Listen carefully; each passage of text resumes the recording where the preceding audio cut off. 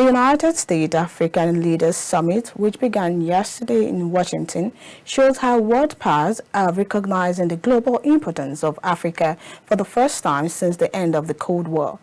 To this end, British Foreign Secretary James Cleverly has set out his long-term vision for UK foreign policy, urging a move towards new partnership in Africa, Latin America and Asia.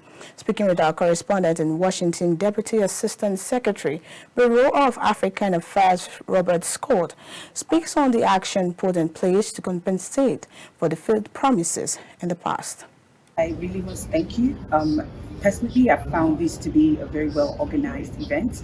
However, I want to share something that's more of a feedback that I received on my way in here. I happened to walk into this building together with the Foreign Minister of Sierra Leone, and he was very vocal about and expressed displeasure about the fact that there weren't any directions to the Walter E. Convention Center. There was very little to no provisions made to receive the diplomats that came from like the different locations. Do you see any gaps in the logistics that was put together for these events? And also, even speaking towards reciprocity with Africa, I want to know if there was any arrangements to sort of grant visa waivers, maybe for the press or for some of the guests that were coming from Africa. So you never disagree with a guest, but let me say that I personally spent 7 hours out at Andrews, Joint Air Force Base Andrews, welcoming delegations off the airplane.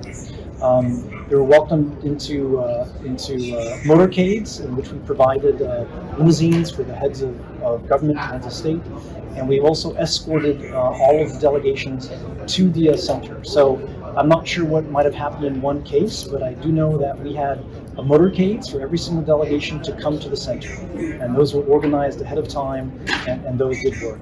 So let me just leave it there. We're so pleased that people have come. I'm getting great feedback. When you have 49 delegations, I'm sure that there are certain things which we will look at, but generally speaking, I think we're all incredibly pleased at the number of delegations that came, how we've received them, and how successful the first day has been. My last question, of course, day one has wrapped up and come to an end. What would you say was the highlight of your day today? You know, there were a number of highlights. I would say that probably,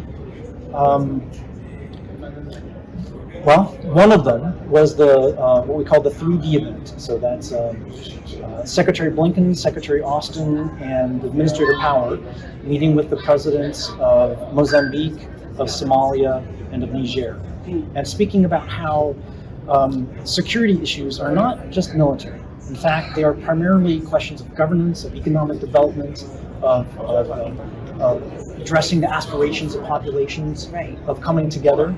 And so having a format like that, where you have what we call the 3Ds, development, diplomacy, and defense, talk about these things, and to have very powerful presentations made by the 3 African heads of state about what they're trying to do to address the needs of the population. Powerful presentations made by the 3 African heads of state about what they're trying to do to address the needs of the population. I think that was a highlight for me.